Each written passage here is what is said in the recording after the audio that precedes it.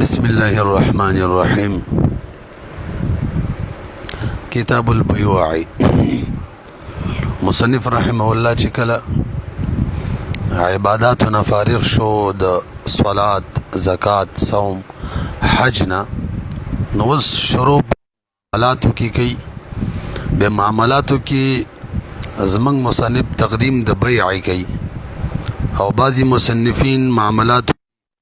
د نکاح بیان مقدم کوي لکه صاحب د هدايه د نکاح بیان مقدم کړي او هر چا د خپل وجه ذکر کړي چا چې نکاح مقدم کړي هغه وجه دا بیانې چې نکاح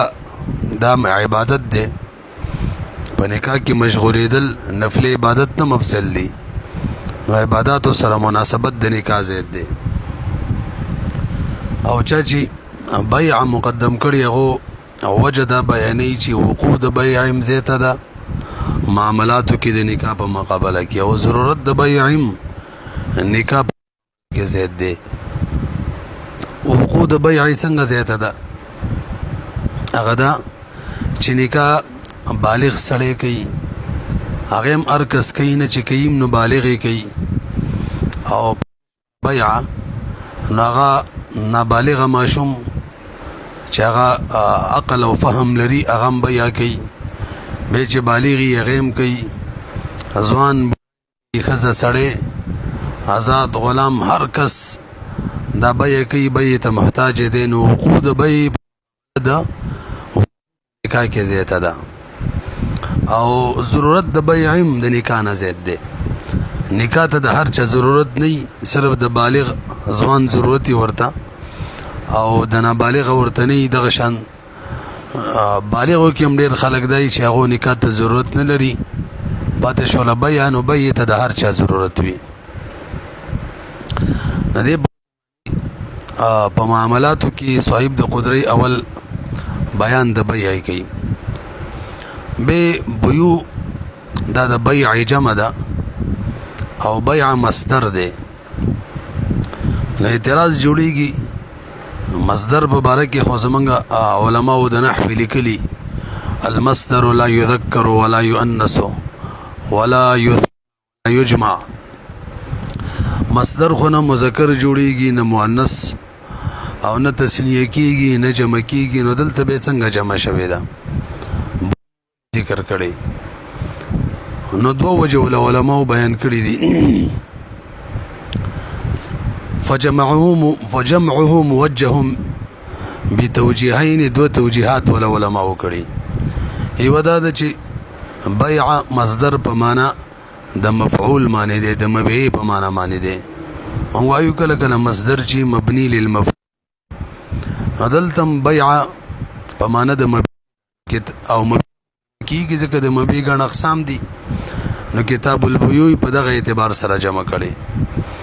دویمه وجه چا دا بیان کړی دا چې یو نفس انواع د بیع دي نو جمع کړي ځکه دا چې نظر انواع د بیع ته کړی دی د مبيع کم انواع دي یا د سی وایا د انواع دي هغه ته نظر کړی دی نفس بیع دې نه دي کتلی چې بیع مصدر دی او نه جمع کیږي بهرحال به تعریف نو بیع او شراء دا دواړه الفاظ متضاد دي یعنی بیع د ملک نه چې د څوزي هغه د بارم استعماليږي یعنی سړی بای جوړيږي او ملک ته چې څه راځي د هغه د بارم سړی چې کله مشيږي دغه شان شراء چې دا نام د ازدادونه ده د خرید په معنا باندې استعماليږي او د استعماليږي د ملک نه دي څه وزي او کې ملک ته راځي البته مشهور ده چې بیع دا د ملک نه چې دي څه وزي موږ چورته فروخت وایو خرڅول وایو هغه لپاره استعماليږي او شراء ملک ته چې دي څه راځي موږ چورته خریداري وایو دغه شان غسل ورته وایو دا غیر استعماليږي بلغوي معنی د بیع هغه مطلق مبادله المال بالمال ده علماء تعریف ته بیع کړی دی لغوي مبادله الشیء بالشیء لکه دا درر الحکام کې علامه علي حیدر کړی دی نو په دغه اعتبار سره په دې کې تعمیم دی مطلق دی بس مبادله دی یو شي په بل شي باندې او به وی بیع ته بیع ځکه ویل کېږي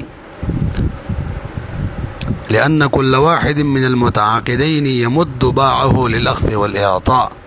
دا حضرت شیخ الاسلام لیکلی دی ځکه هر واحد په متعاقدینو کې د خپل لاسونه اخذ او اعطاء د یو یخلی بلې ورکي او احتمال دام لري بیع او تزکوي ويحتمل أن كل واحد منهما كان يبايع صاحبه أي يصافحه عند البيع هر یو د بیع مصافحه کوي نزکه ورته بیع ویل کیږي به اصطلاحي تعریف د بیع اغا علماء ذکر کړي هو مبادله المال بالمال على الوجه الذي ينتقل به ملکیت البدلین شرعا مبادله د مال کول په مال سره على الوجه الذي بدسي طریقه چې منتقل شي په دې طریقې سره په دې عقد سره ملکیت د بدلین یعنی د بای ملک مشتری ته منتقل شي او د مشتری ملک بای ته منتقل شي خو شرعا دا تعریف چې صاحب د فتح القدیر کړی دی حضرت فقه البیوع کې نقل کړی دی به دا کوم اصطلاحي تعریف دی دا بیع باطل ته نه دی شامل ځکه شرعا قید پکې نشته دی بیع باطل چې هغه مشروع نه وي نو به سوال لري چې موږ بیع باطل ته بیع ولې وایو نو دا غي جواب داري بیع باطل ته بیع په اعتبار د معنی لغوي سره ویل کېږي ځکه باغی کې مبادله الشیء بالشیء مبادله المال بالمال وی البته بیع فاسد چې دا شرعاً بیع شریعت باغی معنی احکام مرتب کړي نو هغه ته بیع ویلې شو دغه شان قرض چې دی قرض باغی کې تبادله د مال بالمال وی مثلا زید لشل ضرور ورکما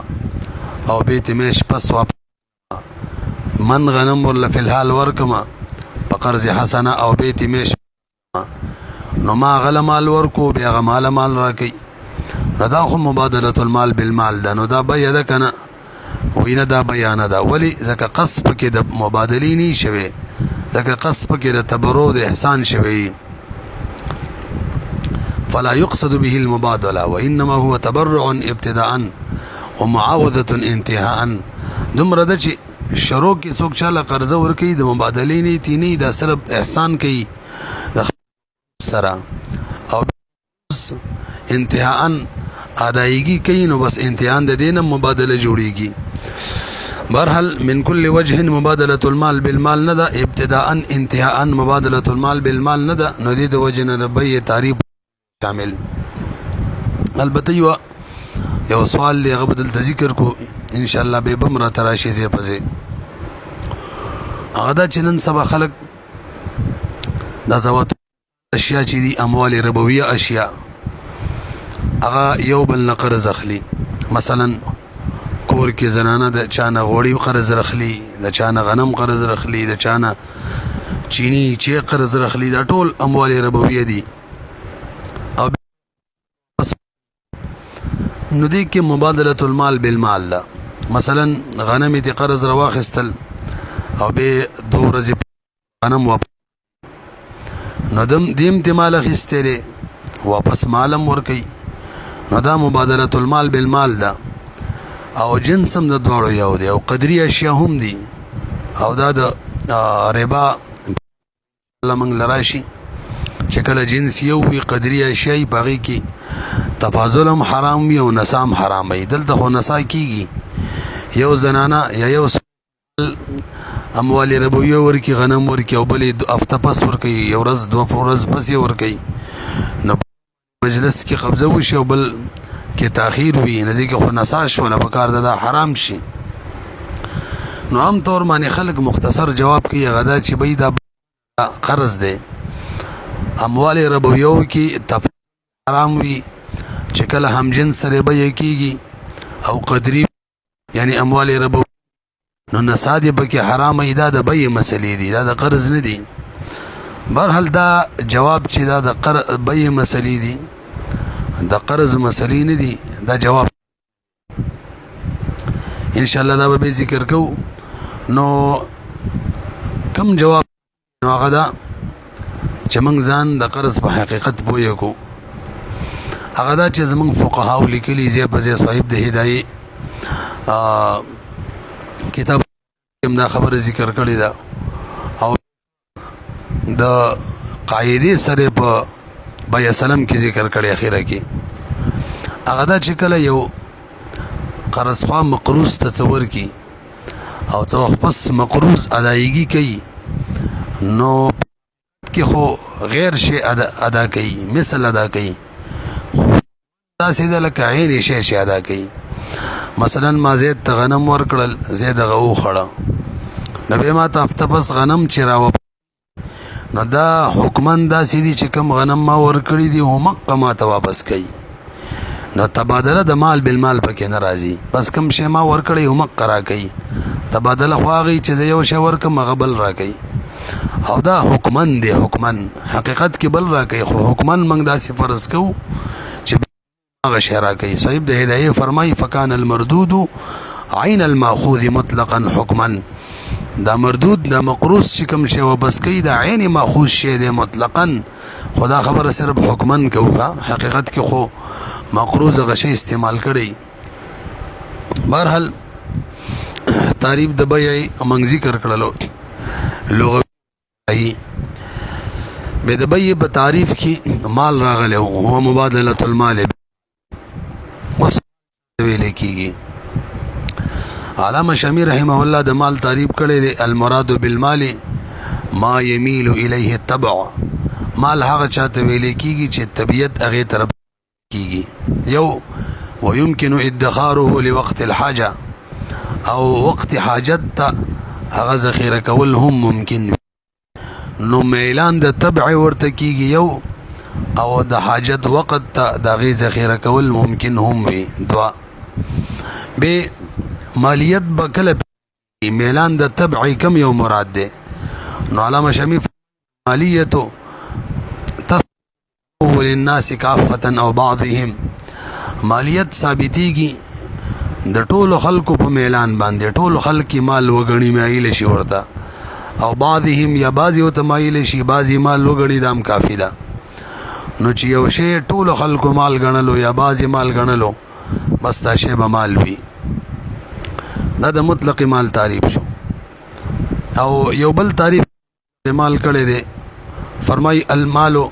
ای حاوی قدسی په حواله سره ذکر کړي المال اسم لغیر الادمی مال د غیر آدمی نوم دی خلق لمصالح الادمی چې د آدمی د مصلحت د لپاره پیدا شوی مال نوم د غیر آدمی دی چې د آدمی د مصلحت د لپاره پیدا شوی وي وممکن احرازه والتصرف الاختیار او ممکن محفوظ او باغی کی خپل اختیار باندې تصرف ممکن وي نو دا به مال وي برحال دا د مطلق مال تعریف دی او یو شی بل دغه ته ویل کېږي مال متقوم نو مال متقوم عام مال خاص دی مال عام دی او مال متقوم خاص دی او زمونږ په شریعت کې چې د کم مال بیع جایز مبيع جوړولې شو یا سامان جوړو دا به هغه شی وي چې هغه مال متقوم مال وي او متقوم هغه مبيع نه جوړيږي هغه سامان نه جوړيږي وس مال متقوم معنی د مال قیمتي مال وس مال متقوم کله جوړيږي نو تقوم د یو ته تقوم عرفي ویل کېږي یو شرعي تقوم هغه شی چې د هغې نه عرف کې حاصلول ممکن وي هغه شی چې عرف کې د هغې نه فایده حاصلول ممکن وي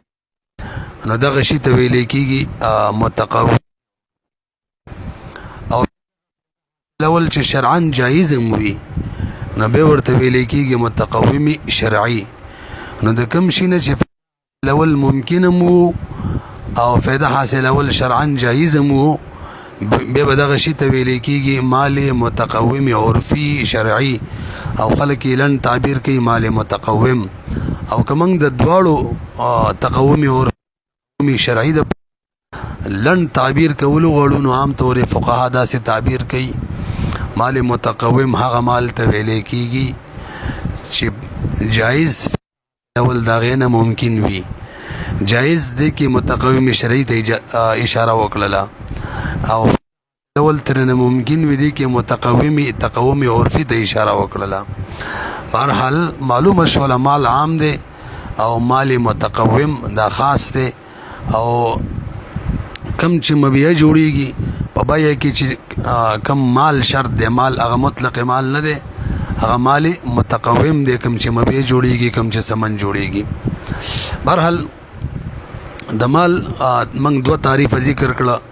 المراد بالمال ما يميل اليه التبع ويمكن ادخاره حاجه او المال اسم لغير الآدمي مصالح الآدمي وامكن احرازه والتصرف على وجه الاختيار دې دواړه تعریفونه کې د عین قید نشته حضرت فرمایي په دواړو تعریف دا نشته چې مال د عین بعین معلومیږي چې منافع معبده دا هم مال کېدلی شي منافع معبده دا زمونږ د حناف مال کېدلی شي ها زمونږ بعضی احناف د مال په تعریف کې د عین قید لګولې لکه علامه حسکفی رحمه الله فرمایي والمراد بالمال عین یجري فيه التنافس علامه حسکفی رحمه الله د ملتقى الابحر په شرح کې د غشان لیکلي والمراد بالمال عین یجري فيه التنافس ذالو نو قید د عین په کې لګولې ده نو د دې تعریف نه معلومیږي چې مال عین کې دلی شي منافع ک معبدی کې غیر معبدی هغه مال نشي کېدلی البته زمنګ د احناف او ګڼ فروعات چي دي هغه نه دا معلومیږي چې په مال کې عینیت شرط نه ده منافع معبده هم مال کېدلی شي لکه حق المرور دی ان شاء الله د دې مسله را روانه ده نو د لارې کوم حق دی د لارې د تک حق دغه شان کې د اوبو د تک حق دا منافع معبد دا عین نه دی او به هم مال دی حضرت فرمای والواقع انه لم يرد نص في القرآن الكريم هغه حاصل دا دی چې قرآن کې سنت نبوي د مال په تعریف باندې څه نص نه دی راغلی او قرآن یا په حدیثو کې د مال داسې تعریف نه دی شوی چې موږ ووایو چې بس همدغه تعریف یې دی فقهاو تعریف بس چا پکې د عین قید لګولی او چا پکې نه دی نو چې کله حدیث کې د مال په تعریف کې د عین قید د مال تعریف نه دی شوی د عین قید نه دی لګېدلی نو د عین قید دا به صحیح نه خاص کر و نن سبا زمانه کې چې ګڼ غیر اعیان اشیاء منافع چې هغه خلک په خپل زمنګ په عرف کې مال ګڼي لکه بجلی چې دا یو منافع د عین نه دی ګیس دام نفع د عین نه دی خو زمنګ په عرف کې خلک دا قیمتي مال ګڼي او موږ تعریف کې دا ویل چې د خلکو کوم شي طرف ته مایلان ذخیره کېدلی شي تر یو وخت مال دی نو بس په دې حساب سره منافع معبده دا هم مال دی لنډه دا ده مال په تعریف کې که عین قید لګولی دی نو موږ به داسې وایو چې دا قید دا اتفاقي دی په دغه زمانه کې به مال عین ته ویل کېدل او منافع نه وي دغه شان نو ځکه پکې د عین قید لګولی نور دا قید څه احترازي نه دی چې د مال له تعریف نه منافع وباسي به مبادله المال بالمال کې چا به د تراضی قید لګولې دي چا نه دي لکه د خراسان کم فقها دي هغه د تراضی قید لګولې دي او قرآن آیاتم دلیل کې پیش کړي لا تاكلوا اموالکم بینکم بالباطل ان تكون تجارتا عن تراض منکم نو وی تراضی د طرفینو دا رکن دی رکن د بې د پاره به خبره ووري ما تقریبا مال لفظ ذکر کړلو د بیع په تعریف کې بعضی علماو د تراضی قید لګولې دي بلکې دا سی به وایو اکثر علماو د قید لګولې چې عاقدین طرفین دا به د بیع معنی راضی جبر به پنه کیږي بچا او داغه دغه آیات دلیل دی لا تاكلوا اموالکم بینکم بالباطل الا ان تكون تجاره عن تراض منکم نو دغه تعریف په بنا باندې کده تراضی قید پکې ولګو کچری بیع وشي او د دواړو یا د یو رضا یعنی یو معنی اقرا وشي دی نو دغه صورت کې با رکن د بیع شي دی چې هغه تراضی دغه به فوت شي او کله چې رکن د بیع فوت شي نو داسې وشي لکه شرط انعقاد ان شاء الله د شرایط بیان رسو او شرط چې د انعقاد کې بیع اصطلاحي نه بیع لغوي او دغه ته بیع باطل وایي حاصل دا چې کله د تراضی قید اوزي بیع وشي په دواړو یا اکراه تراضی نه وي نو په دغه بیع باطل وي او د عراق علماو چې زمنګ مصنف د قدریم داغونه دي داغو رائے دا چې تراضی قید پکې نه دی ضروری دومره به شکل رضا نه و د عقیدینو بیع به موقوف بیع باطل بنی یعنی دا شرط د نفاذ دی داغو په نسبانه نه د نفاذ شرط چې نه موجود نو بیع نافذ نه نور بیع وی او د مخکینه علماء په نسبانه دا شرط چې د نفاذ نه بلکې دا شرط د انعقاد برحال حضرت فقه البیوع کې فرمایي منګم داسې تعریف وکړلو چې هغه کې د تراضی طرفین ذکر ونه کړلو او بدی سوچ باندې ولكن لم نذكره في التعريف لما وقع بين الفقهاء من الخلاف في حكم البيع اذا عقد بدون رضا احد الفريقين نو دغه اختلاف به بنا معنی یو طرف متعین نکړو بس تعریف کې هم تراضی قید را نه وړلو به د بیع چې کوم مشروعیت ده دا قران نم ثابت ده هغه د احادیث نم ثابت ده قران نه خدا آیات د من ذکر کړل لا تاكلوا اموالکم بینکم بالباطل الا ان تكون تجاره عن تراض منکم دغشان واحل الله البيع وحرم الربا او دغشان بغنو احادیث کې د بیع بیان راغلي دي او اجماع د امت د بده معنی چې بیع دا صرف جایز نه بلکې ضروری ده او عقلم تقاضا ده کوي چې بقا د افراد به ال کیږي انساني افراد به ال باقی پاتې کیږي چې دیو بیع کوي څه اخلي څه خرڅي تبادله کوي او نتیجه کې ځان له رزق پیدا کوي نو چې د غریز خوري بقا د افراد وبوي کني نو به خو بقا د افراد نه کیږي به زمونږ علماء لیکلي دي چې بیع صرف جایز نه ده بلکې بیع باقاعده د ثواب شی دی بیع شراء کول تجارت کول پیسې ګټل دا صرف جایز نه دي بلکې دا د ثوابم ذریعہ ده او به بس علماء لکه ترقی کوي نو فرمایي صرف د ثواب ذریعہ هم نه ده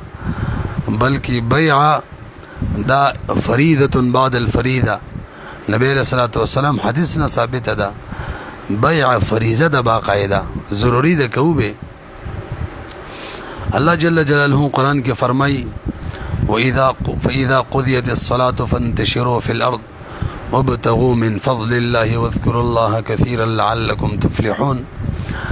فإذا قضيت الصلاة ظاهري معنی دا شان نزول د دې د جمعې د منځ دی چې کله د جمعې منځ ادا شي فانتشروا في الأرض نو بزمکه کې خواره شي وابتغوا من فضل الله دا الله فضل وګټي یعنی تجارت وکي زمینداری وکي دیړی وکي کار کسب وکي او رزق پیدا کوي او البته علما د دې یو عام معنی کوي فإذا قضيت الصلاة نو د عام معنی نه مخکې تاسو یو حدیث هم واوري نبی علیہ الصلوۃ والسلام فرمایي طلب کسب الحلال فریضه بعد الفریضه حلال کسب طلب کول دا فریضه د بعد الفریضه د فریضه نفس سمانا یعنی د حلال کسب چې دا فریضه ده دا په منګه معنی لازمه ده ګټو به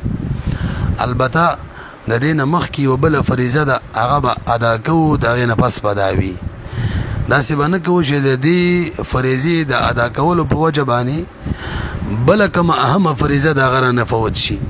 فریضه بعد الفریضه، بله فریضه څه ده؟ یعنی حلال تجارت کولو کې رانه منځ فوت نشي، زکات فوت نشي، روجه پامال نشي، حج رانه خراب نشي. دغه بخیل ساتو د هغې نه پس دا فریضه ده. نو اوس یو عمومي معنا علما داسې کوي، فاذا قضیت الصلاة معنا کله چې هغه عبادت کم چې د تجارت نه اهم دی لکه منځ، صوم، حج، دا چې کله ادا شي الصلاة، صلاة معنا دغه اهم عبادت چې کله ادا شي دغه فریضه وشي، نو وسط دې نمبر د فانتشروا فی الارض، وزمکه کې خواره شي. بیا فانتشروا کې اشاره النص نه دا معلومیږي چې زمکه کې خوریدل دي، کور د لاندې دکان یا د کور خاصه دکان یا خپل علاقه خپل ملک تجارت کول دا ضروری نه دي. نو که حلال کاروبار او د اسلام د قوانینو موافق سړی کوي د خپل علاقې د خپل ملک نه بس بار زیم جایز ده. الله من فضل الله، تاسو د الله فضل ولټوي. فضل معنا ثواب، نو حلال مال ګټلو ته باقاعده فضل ویل دی. قرآن کې زی په زی باندې دغه شان ورته د ثواب یعنی ورته بیان شوی دی، دا د ثواب شی دی. واذکر الله کثیر، د دې خپل ظاهري معنی ده د الله ذکر کوي ډیر. علماء معنی دا کوي چې کله به کې شریع قوانین مخې تراوله هغه موافق به کوا، دا خاص معنی ده. نو دا د الله ذکر کول دي، یعنی الله شریعت پکې یادول چې په دې طریقه باندې الله جایز غني کنه، شریعت و تجایز وای کنه، بس دغه وذکر الله کثیرا دی لعلکم تفلحون، دې لپاره چې تاسو کامیاب شئ. حضرت داود علیہ السلام متعلق الله پاک فرمایي وعلمناه صنعة لبوس لكم لتحسنكم من بأسكم. داود علیہ السلام با چې کله بادشاو نو کله کله به خپل شکل صورت بدل کو، خلکو کې به ګرځیدلو او د خپل بادشاہي باره کې به د خلکو نه د پوس کولو، نو خلکو به وته چونکه پیغمبرو نیک سړیو د الله پاک نیک بندو، نو خلکو به تعریفونه کول. الله یو ورځ یو فرشته راولېږله، نو باغې نه تپوس کو د سړي په جاک شکل کې وه، نو هغه ورته په جواب کې وایي انتهایي ښه سړی دی، خو دومره ده چې کاش د غنیمت د مال نه خوراک نه کولی، یعنی هغې نه تنخوا نه اخیستلی. پس د هغې نه پس داود علیه السلام خپل کسب شروع کو. الله پاک دته دا وسپنه چې دا نرم کړه او زغرې به جوړولې. نو په دغه آیات کې الله د دې بیان کوي وعلمناه صنعة لبوس لكم لتحسنكم من بأسكم، دې لپاره چې تاسو په جنگ کې په ځان حفاظت وکړئ. د دې آیات نه علما استدلال کوي چې کله یو کس کسب زده کوي، یو کار زده کوي، داسې کسب وي، داسې کار وي چې خلکو ته باغی کې فایده وي، انسانیت ته معیشت د مسلمانانو ته پکې فایده وي، نو دا زده کول هم عبادت دی. ټیلري څوک کوي، مسلمانانو ته پکې فایده را ټیلري زده کوي، د گاړو مصریتوب زده کوي، ډاکټري زده کوي، انجینري زده کوي، یعنی کم عمل می چې د هغې زده کولو نه پس خلکو ته فایده سړی رسولی شي، دغه عمل زده کول دا تش جایز نه بلکې عبادت حسابیږي. بهرحال احادیثو کې بیان راغلی او نبی علیہ الصلوۃ والسلام ما تاسو ته ویل د حدیث فرمایلی طلب کسب الحلال فریضه بعد الفریضه، حلال کسب غټل دا فریضه ده پس د فریضې نه، یعنی کم اهم عبادت دی هغه به په عمل کوو، صلات، صوم، روجه، زکات، حج دا به په عمل کوو، نور به حلال رزق ګټو. فقهاو د دې محدثینو د دې حدیث دلاندې لیکلي دي کم کس چې داسي چې داغه بل څوک داغه د نفقې نه ذمہوار، نه نفقه ګټل دا صرف جایز نه دی بلکې فریضه د کني ګټي ګناګاریږي، او کزان له نفقه د سره یې څوک ذمہواری او د اهل عیال وي د چا نفقه چې بده واجب وي، نو هغه د بار نفقه ګټل بلازم دي کني ګټي، دا په دې باندې ګناګاریږي باقاعده لکه څنګه چې یو فرضي حکم پری دی. لانډه دا زمونږ دین دا د عیسایت په شان نه دی، په دې کې رهبانیت نشته چې یو سړی په یو سړی کې کینی او عزت تش عبادت کومه او ځان له رزق نه ګټم نه رزق بغټي او دا رزق ګټل چې دا د خپل عبادت دی صحابهونه نقل لی وي منګه 24 غنټې دا په دین باندې چلیږو چې تاسو کو تاسو مثلا تقاضې لنه زې پلان کې کار نه کوي پلان کې نه کوي نو ورته جواب کې وای چې هغه منګه د شریعت موافق کوو نو بس هغه عبادت حسابيږي لنډه دا کم عمل چې هغه تجارت وی که غیر تجارت کاغه د شریعت د قوانینو موافق کیږي د شریعت احکامات پکې پالو کیږي نو بس هغه عین عبادت حسابيږي او به خاص کر د خپل لاس حکم مهنت دی دغه په باره کې فضایل زیات راغلي نبی صلی الله علیه وسلم فرمای ما اکل احد طعاما قد خيرا من ان ياكل من عمل يديه بهترین طعام چې سړی چې د خپل لاس خوري او به ورپسې فرمای و ان نبی الله داود علیه السلام کان یاکل من عمل یدیه هغه هم د خپل لاسو د خپل کسب خوراک خورلو یعنی خپل به کسب کولو دغه خوراک به خورلو دغه شان نبی علیہ السلام تو والسلام نه صحابي ته پوښ کوي ايو الکسب اطيب کم کسب بهترین کسب دی نبی علیہ السلام مرتبه جواب کې فرمای چې عمل الرجل بيده زمنګ د مشکات سبانه درس دی ان شاء الله نو وی عمل چې سړی کوي د خپل لاسو عمل کوي او باغې پیسې ګټي او کل بيع مبرور او هر هغه بيع چې مبرور وي یعنی هغه کې د شریعت د قوانینو خیال ساتل شوی هغه کې نیت صحیح وي د صحیح نیت رسو حدیث بیانو نیت بم صحیح وي او د شریعت د قوانینو خیال بم کې ساتل شوی یو بل حدیث کې نبی صلی الله علیه وسلم فرمای کم کس چې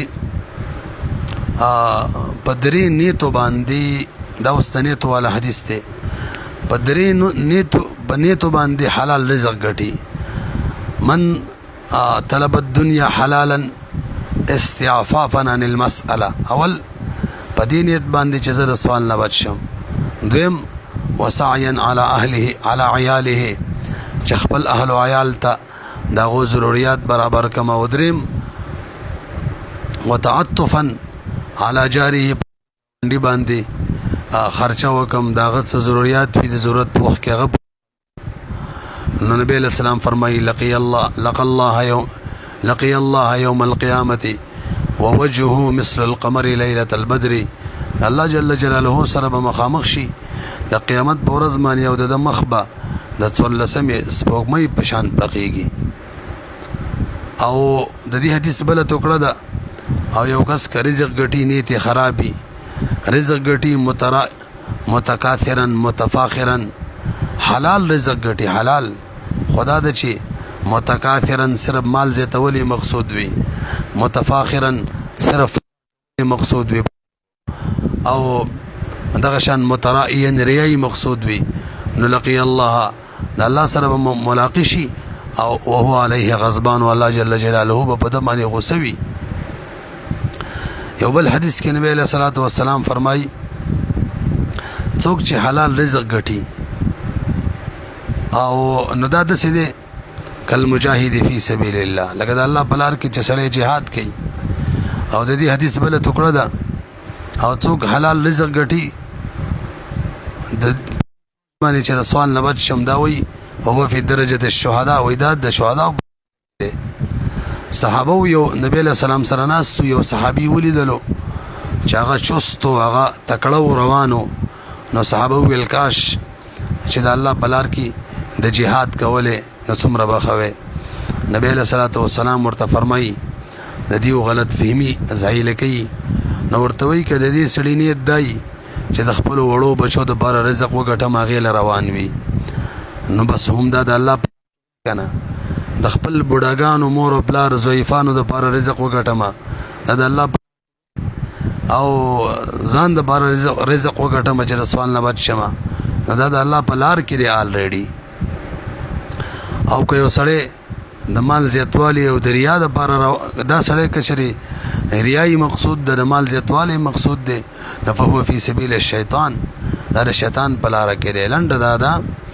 چې حلال رزق ګټل